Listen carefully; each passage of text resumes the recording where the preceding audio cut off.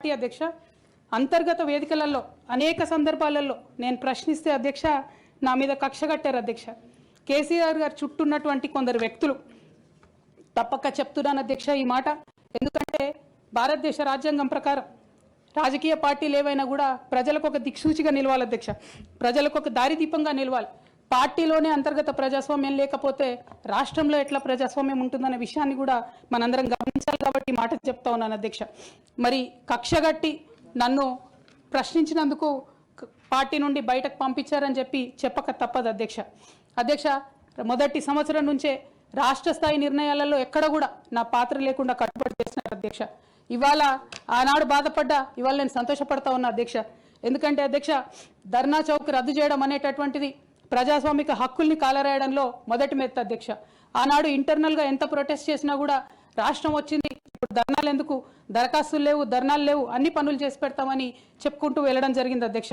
అట్లానే రైతులకు జరిగినటువంటి అక్రమ అరెస్టులు అధ్యక్ష, ఇవాళ ఒక్కొక్క దగ్గర నుంచి రైతులు మాట్లాడుతూ ఉంటే బాధ తట్టుకోలేకపోతున్నాం అధ్యక్ష. అదేవిధంగా పార్టీలో జరుగుతున్నటువంటి అవినీతి అధ్యక్ష, ప్రభుత్వంలో జరుగుతున్నటువంటి అవినీతిని ఎప్పటికప్పుడు నేను వారి దృష్టికి తీసుకెళ్లడం జరిగింది అధ్యక్ష. అమరజ్యోతి నుంచి మొదలు పెట్టుకుంటే అధ్యక్ష, అంబేద్కర్ విగ్రహం దగ్గర నుంచి మొదలు పెట్టుకుంటే అధ్యక్ష, సెక్రటేరియట్ నుంచి మొదలు పెట్టుకుంటే అధ్యక్ష, కలెక్టరేట్లలో కూడా తీరని అవినీతి జరిగిన మాట ముమ్మాటికి వాస్తవం అధ్యక్ష. దీనికి పెద్ద ఉదాహరణలు సిద్దిపేట సిరిసిల్లలో కట్టినటువంటి కలెక్టరేట్లు 2 వచ్చినటువంటి మొదటి వర్షానికే 2 కూడా మునిగిపోయినాయి అధ్యక్ష. ఆ విజువల్స్ అందరం కూడా మనం చూడడం జరిగింది. ఇక సిద్దిపేటలో సిరిసిల్లలో కట్టిన కలెక్టరేట్లకే దిక్కు లేకపోతే మొత్తం రాష్ట్రంలో కట్టినటువంటి అన్ని బిల్డింగ్లు ఎట్లుంటాయన్న విషయాన్ని కూడా ఒకసారి తెలంగాణ ప్రజలు ఆలోచించుకోవాలి అధ్యక్ష. ఒక పక్క నిజం మాట్లాడే వాళ్ళను, సూటిగా మాట్లాడే వాళ్ళను, ఉన్నది ఉన్నట్టు చెప్పే వాళ్ళను రిస్ట్రిక్ట్ చేయడమే కాకుండా అధ్యక్ష, ఉద్యమకారుల విషయంలో తీరని నిర్లక్ష్యం గురైంది అధ్యక్ష. అనేక సందర్భాల్లో నేను పార్టీ నాయకులని, పెద్ద నాయకులను కూడా అనేక సందర్భాల్లో అడిగిన అధ్యక్ష. వేరే విధంగా సహకరించకపోతే, వేరే విధంగా వాళ్ళకి హెల్ప్ చేయలేకపోతే కనీసం సీఎం రిలీఫ్ ఫండ్ కింద మనిషికి 10 లక్షలు ఇద్దాం, ఎక్కడోళ్ళు అక్కడ సెటిల్ అయిపోతారు అధ్యక్ష అని కూడా అడిగినాం అధ్యక్ష. అది కూడా చేయలేదు. 43 లక్షల మందికి పెన్షన్లు ఇస్తున్నామని గర్వంగా మనం చెప్పుకుంటున్నాం. ఉద్యమకారులు కాన్స్టిట్యున్సీకి 1000 మంది కూడా ఉండరు. ఆ 1000 మందిని పట్టుకుంటే ఇంకో 1,00,000 మందికి ఎక్కువైతుంది. వాళ్ళకు పెన్షన్ ఇస్తే లాగుంటుంది, గౌరవంగా ఉంటుందని అనేక సందర్భాల్లో చెప్పినాం అధ్యక్ష. అది కూడా 69లో పనిచేసినటువంటి ఉద్యమకారులు వాళ్ళ స్ఫూర్తిని తీసుకొనే మనం ముందుకెళ్ళినామని మనం చెప్పుకున్నాం అధ్యక్ష. కానీ వారిని కూడా ఎన్నడూ కూడా గుర్తించలేకపోయినాం అధ్యక్ష. అదేవిధంగా విద్య విషయంలో అధ్యక్ష, మన మెయిన్ ట్యాగ్ లైన్ నీళ్లు, నిధులు, నియామకాలు అనేటటువంటి మన మెయిన్ ట్యాగ్ లైన్ ఏదైతే ఉంటుందో అధ్యక్ష, అన్నిటినీ కూడా గండుగొట్టుకుంటూ పోయినాం అధ్యక్ష. విద్య విషయంలో, నియామకాల విషయంలో, అన్ని విషయాల్లో అదే జరిగింది అధ్యక్ష. అదేవిధంగా కొందరు ప్రజాప్రతినిధులు చేస్తున్నటువంటి దురాగతాలని కూడా ఎప్పటికప్పుడు నేను అధిష్టానానికి చేరవేసిన అధ్యక్ష. దాని మీద ఎటువంటి చర్యలు లేవు అధ్యక్ష. దానికి ప్రత్యక్ష నిదర్శనం ఇసుక దందాల్లో చేసినటువంటి అక్రమాలతోని నేరేళ్ల లాంటి దురాగతాలు జరిగినాయి అధ్యక్ష. దళిత బిడ్డల మధ్యలో అనవసరంగా బలైపోయినారు అధ్యక్ష. కానీ దాని మీద కూడా ఎటువంటి చర్యలు తీసుకోకపోవడం, అది అప్పుడు బీఆర్ఎస్ ప్రభుత్వం తీసుకోకపోవడం, ఇప్పుడు కాంగ్రెస్ ప్రభుత్వం చర్యలు తీసుకోకపోవడం కూడా చాలా దారుణం అధ్యక్ష. బోధన్ షుగర్ ఫ్యాక్టరీ అధ్యక్ష, నా ప్రాంతం అధ్యక్ష, నా బోధన్ మా అత్తగారి ఒక 10 ఏళ్లలో కనీసం ఒక 100 సార్లు అడుగుంటాం అధ్యక్ష బోధన్ షుగర్ ఫ్యాక్టరీని తెప్పియాలని చెప్పి. బోధన్ షుగర్ ఫ్యాక్టరీ విషయంలో చేసినటువంటి నిర్లక్ష్యానికి మాత్రం నేను పర్సనల్గా చాలా అవమానంగా ఫీల్ అయిన అధ్యక్ష. అయినప్పటికీ ఇప్పటికి కూడా బోధన్ షుగర్ ఫ్యాక్టరీ తెరచకపోవడం, తెలంగాణ వచ్చి కూడా మా బోధన్ బిడ్డలకు న్యాయం జరగలేదన్న విషయం అర్థమవుతా ఉంది అధ్యక్ష. అదేవిధంగా అధ్యక్ష, కేసీఆర్ గారి దగ్గర మాట్లాడే ధైర్యం నాకు ఒక్కదానికే ఉంది కాబట్టి అధ్యక్ష, ఈ అన్ని అంశాలు నేను ఎప్పటికప్పుడు అడుగుతూ వెళ్ళిన అధ్యక్ష. సరే, పర్సనల్గా వారు నాకు తండ్రి, పార్టీ అధ్యక్షులు, 1-2 విషయాలు చేసినా 1-2 విషయాలు చేయకపోయినా నడుస్తుంటుంది పార్టీ అన్నప్పుడు, ఇంత పెద్ద వ్యవస్థ ఉంటే అనుకోవచ్చు అధ్యక్ష. కానీ కింద ఉండేటటువంటి అనేక వ్యక్తులు కంటిన్యూస్గా దురాకతలు చేస్తుంటే కూడా మరి చూసుకోకపోతే కరెక్ట్ కాదు అధ్యక్ష. అదేవిధంగా టీఆర్ఎస్ నుండి బీఆర్ఎస్గా మారుస్తామనేటటువంటి ఒక కీలకమైన నిర్ణయం తీసుకోవడం జరిగింది అధ్యక్ష. ఆనాడు కూడా ఆ మీటింగ్ నేను అటెండ్ అవ్వలేదు అధ్యక్ష. నేను ఒప్పుకోలేదు, ఈ పేరు మార్పుకు ఒప్పుకోలేదు, నేషనల్ పాలిటిక్స్లోకి వెళ్ళడం కూడా నేను ఒప్పుకోలేదు అధ్యక్ష. అంటే ఒక మాట అధ్యక్ష, ఇట్లాంటి హౌస్లో చెప్పొచ్చో లేదో కానీ తెలంగాణలో ఏం పీక్ కట్టలు కట్టినామని నేషనల్కి పోయి చేస్తాం అధ్యక్ష. మనం ఎన్ని పనులు మిగిలినాయి అధ్యక్ష తెలంగాణలో చేయాల్సినవి? 2 పెద్ద రివర్స్లో, ఒక పక్క గోదావరి, ఇంకో పక్క కృష్ణ, 1,89,000 కోట్లు ఖర్చు పెట్టినాం అధ్యక్ష. కొత్తగా ఇచ్చిన ఆయకట్టు ఎంత అంటే 14 లక్షల ఎకరాలు అధ్యక్ష. 1,89,000 కోట్లు అంటే ఎంత అధ్యక్ష? 1,00,000 కోట్లు ఖర్చు పెడితే 20 లక్షల మంది పేద ప్రజలకు ఇంటికి 5 లక్షలు వేసుకున్నా 20 లక్షల మందికి పేద ప్రజలకు ఇల్లు ఇవ్వచ్చు అధ్యక్ష మనం. కానీ 1,89,000 ఖర్చు పెడితే అధ్యక్ష జరిగింది ఎవరికి, ఒరిగింది ఎవరికి అంటే ఒక వ్యక్తి 1989లో కంపెనీ పెట్టుకున్న ఆయన మన తెలంగాణ వచ్చిన తర్వాత ఫోర్బ్స్ జాబితా ఉంటుంది అధ్యక్ష, దాంట్లో 45వ స్థానం ఒక కాంట్రాక్టర్ దక్కించుకున్నాడు అధ్యక్ష. అంతకుమించి జరిగింది ఎవరికి ఏం లేదు అధ్యక్ష. ఇల్లు లేని పేద ప్రజలకు ఇల్లు రాలే అధ్యక్ష. కానీ ఆ కంపెనీకి మాత్రం 1,02,666 కోట్ల విలువైన ప్రాజెక్టులు ఒకటే కంపెనీకి పోయింది అధ్యక్ష. ఇది ప్రైవేట్ విషయం అని అనిపించవచ్చు అధ్యక్ష, కానీ తెలంగాణ రాష్ట్రం తెచ్చుకున్నదే ట్రాన్స్పరెన్సీ కోసం, తెలంగాణ రాష్ట్రం తెచ్చుకున్నదే అకౌంటబిలిటీ కోసం, తెలంగాణ రాష్ట్రం తెచ్చుకున్నదే ఇండిపెండెన్స్ కోసం. ఇవేవి లేనటువంటి తెలంగాణ రాష్ట్రాన్ని మనం కూడా ఊహించలేము అధ్యక్ష.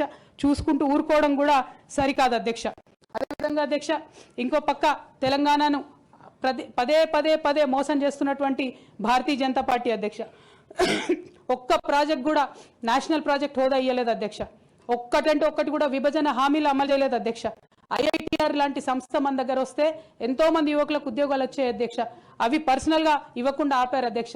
అనేక కంపెనీలకు అయితే మీరు మహారాష్ట్ర బోండి, గుజరాత్ బోండి అని చెప్పి భారతీయ జనతా పార్టీ పెద్ద నాయకులు చెప్పి ఇక్కడ యువకులకు అన్యాయం చేశారు అధ్యక్ష.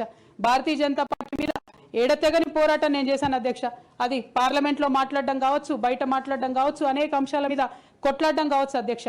ఇంత చేస్తే కేసీఆర్ గారి మీద కక్షతో అధ్యక్ష ఆఖరికి నన్ను జైల్లో కూడా పెట్టడం జరిగింది అధ్యక్ష. అయినప్పటికీ ఏనాడు మా పార్టీ నాకు అండగా నిలబడలేదు అధ్యక్ష. 3 సంవత్సరాలు నేను ఒక్కదాన్నే ఈడీతోని, సిబిఐతోని అనేక అంశాల్లో కొట్లాడుకున్న తప్పితే ఎక్కడ కూడా పార్టీ అండగా నిలబడలేదు అధ్యక్ష. ఇది ఎందుకు చెప్తా ఉన్నా అంటే అధ్యక్ష, ఒక పార్టీ అంటే ఒక సంఘం అధ్యక్ష. ఒక సంఘం అంటే ఒకే భావజాలంతో కలిసి పనిచేసే వ్యక్తులు అధ్యక్ష. ఒకడు గాయపడి పడిపోతే వాడిని ఎత్తుకొని పోతారు అధ్యక్ష, భుజాల మీద తీసుకొని పోతారు అధ్యక్ష. లేదు నువ్వు మా భావజాలంతో కరెక్ట్గా లేవంటే తీసి ఆనాడే అవతల పడేయాలి అధ్యక్ష. అట్లా కాకుండా అదే పార్టీలో కొనసాగాలి, కానీ పార్టీ మీకు అండగా నిలబడదు అనేటటువంటిది కరెక్ట్ కాదు అధ్యక్ష. ఇది డెమోక్రటిక్ సిస్టంలో కాన్స్టిట్యూషన్ స్పిరిట్ని తీసుకొని పనిచేసేటటువంటి పొలిటికల్ పార్టీస్ బిహేవ్ చేయాల్సినటువంటి పద్ధతి కాదు అధ్యక్ష. ఇవన్నీ ఇట్లా జరుగుతూ వస్తున్నటువంటి క్రమంలో బీఆర్ఎస్ పార్టీ అధికారం కోల్పోయింది అధ్యక్ష. అధికారం కోల్పోయిన తర్వాత కాంగ్రెస్ పార్టీ వచ్చి ఒక ఎంక్వైరీ చేసింది అధ్యక్ష, ఘోష్ కమిటీ అని. బీఆర్ఎస్ పార్టీలో ఉన్నటువంటి ఏ పెద్ద నాయకుడు కూడా మాట్లాడాడు అధ్యక్ష. కేసీఆర్ గారు అంటే ఎవరు మాట్లాడారు, అదే కేటీఆర్ గారు, హరీష్ రావు గారు అంటే అందరు లేచి నిల్చొని మాట్లాడతారు అధ్యక్ష. నేను ఒకటే అంటే అధ్యక్ష, ఒక నాయకుడిని నమ్ముకొని ప్రాంతీయ పార్టీ అంటే ఏంది అధ్యక్ష? ఒక నాయకుడు అధ్యక్ష. ఆ నాయకుడు ఆయన భావజాలం, ఆయన ఐడియాలజీ మీద నడిచేదే ప్రాంతీయ పార్టీ. అది ఎన్టీఆర్ గారు పెట్టిన పార్టీ కావచ్చు, కేసీఆర్ గారు పెట్టిన పార్టీ కావచ్చు. ఆ పార్టీ నాయకుడికే దెబ్బ తగిలితే, ఆ పార్టీ నాయకుడి మీదకే మచ్చ వస్తే పార్టీ మనుగడకే అర్థం ఉండదనేటటువంటి ఉద్దేశంతో ఘోష్ కమిటీ అప్పుడు కూడా నేను ఒక్కదాన్నే జాగృతితోని ధర్నా చేసిన అధ్యక్ష. ఏ ఒక్కరు మాట్లాడరు అధ్యక్ష. ఆ తర్వాత అర్ధరాత్రి 2 గంటలకు కాంగ్రెస్ ప్రభుత్వం అసెంబ్లీలో సిబిఐ ఎంక్వైరీకి ఇస్తామంటే కూడా తెల్లారి 12, 1 గంటలు, 2 గంటల వరకు కూడా మా బీఆర్ఎస్ పార్టీలో ఒక్క పెద్ద నాయకుడు కూడా మాట్లాడాడు అధ్యక్ష. కేసీఆర్ గారిని ఏమన్నా మాట్లాడారు అధ్యక్ష. మరి అట్లాంటి పార్టీ ఎందుకు ఉండాలి, ఉంటే ఏంది పోతే ఏందని నేను ప్రెస్ మీట్ పెట్టి బలంగా మాట్లాడిన అధ్యక్ష. నేను మాట్లాడలేదని నేను అంటలేను అధ్యక్ష. డెఫినెట్గా అవినీతి పట్ల పేరు చెప్పిన, నేను హరీష్ రావు గారి పేరు చెప్పిన, వారి టీంలో ఉన్న అందరి సభ్యుల పేరు చెప్పిన అధ్యక్ష. ఇప్పుడు కూడా చెప్తాను అధ్యక్ష. కానీ అధ్యక్ష చెప్పిన తర్వాత తెల్లారి 2 గంటల లోపల నన్ను సస్పెండ్ చేసిండ్రు అధ్యక్ష. నేను ఒకటే కోరుతా ఉన్నా అధ్యక్ష, ఇందాక నేనైతే representation of people's act quote చేసినాను అధ్యక్ష. అందులో సెక్షన్ 19.1C అని కూడా ఉంటుంది అధ్యక్ష. ఇది రైట్ టు అసోసియేషన్లో అధ్యక్ష ఆర్టికల్ 19.1C అంటే ఒక అసోసియేషన్లో మెంబర్ అయినంత మాత్రాన ఖచ్చితంగా ఆ party membership does not place an individual outside the constitution అధ్యక్ష. Especially when it concerns the allegation of corruption, maladministration and breach of public trust lies at the core of protected political speech అధ్యక్ష. Political speech has to be protected by Constitution of India అధ్యక్ష. అదే విధంగా అధ్యక్ష disciplinary action committee అన్నారు అధ్యక్ష. అసలు BRS party constitution అధ్యక్ష ఒక నేషనల్ లెవెల్లో పనిచేయాలనుకునే పార్టీది 8 పేజీల కాన్స్టిట్యూషన్ అధ్యక్ష. నిజంగా ఇవాళ ధైర్యంగా చెప్తా ఉన్నా, ఆ constitution of BRS party is a joke అధ్యక్ష. ఏమి ఉండదు అందులో. అసలు పోయిన కమిటీ ఎప్పుడు వేసిర్రంటే ఎవరికి కూడా గుర్తుండదు అధ్యక్ష. నన్ను సస్పెండ్ చేసే ముందు డిసిప్లినరీ యాక్షన్ కమిటీ అని సడన్గా రాత్రి పుట్టుకొచ్చింది అధ్యక్ష. పుట్టుకొచ్చి నన్ను సస్పెండ్ చేశారు అధ్యక్ష. కనీసం నన్ను పిలవాలా, కనీసం షోకాజ్ నోటీస్ ఇవ్వాలా, పోనీ ఇవ్వలేదు. ఎమర్జెన్సీ పవర్స్ వాడి అధ్యక్షుల వారే సస్పెండ్ చేశారు అనుకుంటే తర్వాత కనీసం ఫైనాలిటీ ఆఫ్ ద ఆర్డర్ కోసం అధ్యక్ష అపిలేట్ రూట్ తీసుకుంటే కనీసం తర్వాత ఎక్స్ప్లెనేషన్ అడగాలి అధ్యక్ష. ఎటువంటి పద్ధతి లేదు అధ్యక్ష. ఒక పార్టీ నడిపే పద్ధతి డెఫినెట్గా ఇది కాదు అధ్యక్ష. అవసరం అనుకుంటే నేను లీగల్గా ఛాలెంజ్ చేయొచ్చు, కానీ నేను ఛాలెంజ్ చేయను అధ్యక్ష. ఎందుకంటే ఎటువంటి పద్ధతి లేనటువంటి బీఆర్ఎస్ పార్టీ నుండి, ఎటువంటి నైతికత లేనటువంటి బీఆర్ఎస్ పార్టీ నుండి దూరం అవుతున్నందుకు ఇవాళ నేను చాలా సంతోషిస్తున్నా అధ్యక్ష. నా కుటుంబం, నా పార్టీ, నా రక్తం, నా చెమట, నేను 20 సంవత్సరాలు తెలంగాణ ఉద్యమం కోసం నేను పడ్డటువంటి శ్రమ, నేను చేసినటువంటి కష్టం గుర్తించకుండా ఒక చిన్న ఉరిదీసేవాడిని కూడా అడుగుతారు అధ్యక్ష. ఈ దేశంలో అంత మంచి దేశం మనది, అయినా కూడా సస్పెండ్ చేశారంటే చాలా సంతోషిస్తున్నా అధ్యక్ష. ఇవాళ నేను వేరే ఏం లేదు.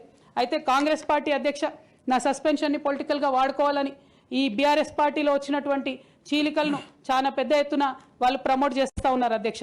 ప్రత్యేకించి వారు నాపై చేస్తున్న ఆరోపణ అధ్యక్ష, ఇది ఆస్తుల పంచాయతీ, ఆత్మగౌరవం పంచాయతీ కాదని చెప్తా ఉన్నారు అధ్యక్ష. నేను ఇవాళ మీ ద్వారా తెలంగాణ ప్రజలకు చెప్పదలుచుకున్న అధ్యక్ష. అధ్యక్ష నాకు దైవభీతి ఎక్కువ అధ్యక్ష, దైవ భక్తురాలు నేను. లక్ష్మీ నరసింహస్వామి మా ఇంటి దేవుడు అధ్యక్ష. ఆ లక్ష్మీ నరసింహస్వామి మీద ప్రమాణం చేసి చెప్తా ఉన్నా అధ్యక్ష. ఒక మహిళగా నాకు 2 కొడుకులు ఉన్నారు అధ్యక్ష, వాళ్ళిద్దరి మీద ప్రమాణం చేసి చెప్తా ఉన్నాను, నాది ఆస్తుల పంచాయతీ కాదు అధ్యక్ష, నాది ఆత్మగౌరవం పంచాయతీ.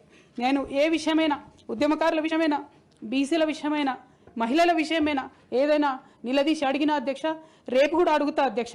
అందులో ఎట్టి పరిస్థితులలో కాంప్రమైజ్ అయ్యే విషయమే లేదు అధ్యక్ష.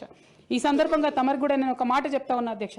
మన రాష్ట్రంలో 17 లోక్సభ స్థానాలు ఉంటాయి అధ్యక్ష, ఒకటే ఒక ఉమెన్ ఎంపీ అధ్యక్ష. 119 అసెంబ్లీ సీట్లు ఉంటాయి అధ్యక్ష. అన్ని పార్టీలు కలిపి 8 మంది ఉన్నారు అధ్యక్ష మహిళలు. 40 మంది ఉన్న ఈ శాసన మండలిలో 3 ఉన్నాం అధ్యక్ష లేడీస్. మేము ఇక నేను పోతే 2 మిగులుతారు అధ్యక్ష. కానీ ఎంత అన్యాయం అంటే అధ్యక్ష, ఎంత చిన్న చూపు అంటే మహిళలు అంటే పొలిటికల్ పార్టీస్కైనా ఆఖరికి కౌన్సిల్ కూడా అధ్యక్ష. నేను నిన్న మొన్న ఫామ్స్ సైన్ చేస్తున్నా అధ్యక్ష, ఎక్కడా కూడా సభ్యురాలని లేదు అధ్యక్ష. ప్రతి చోట కూడా సభ్యుడనే ఉన్నది. తమరన్న దయచేసి మార్చాలి అధ్యక్ష. ఈ మొత్తం 4 కోట్ల మంది ప్రజల్లో అధ్యక్ష మహిళల యొక్క పర్సెంటేజ్ అధ్యక్ష మన రాష్ట్రంలో ఇంత అధ్యక్ష, 0.00003% అధ్యక్ష. ఇది మాకుండే రాజకీయమైనటువంటి రిప్రజెంటేషన్ అధ్యక్ష. రాజకీయంగా ప్రజల మధ్యలో కానీ పార్టీల మధ్యలో కానీ మాకున్నటువంటి రిప్రజెంటేషన్తో మేము ఆడవాళ్ళ కష్టాలు ఎవరికి చెప్పాలి అధ్యక్ష? ఒకనాడు కేసీఆర్ గారు అన్నారు అధ్యక్ష, ఈ దేశ రాజ్యాంగాన్ని మార్చాలి, మహిళలకు సమాన హక్కులు కావాలని. నేను అడుగుతా ఉన్నా అధ్యక్ష, పార్టీలు రాజ్యాంగాలు మార్చుకోవాలి అధ్యక్ష. ఇవ్వండి మహిళలకు సీటు. మీరు ఎంకరేజ్ చేయకపోతే ఎవరు ఇస్తారు అధ్యక్ష? ఎందుకోసం ఇస్తారు?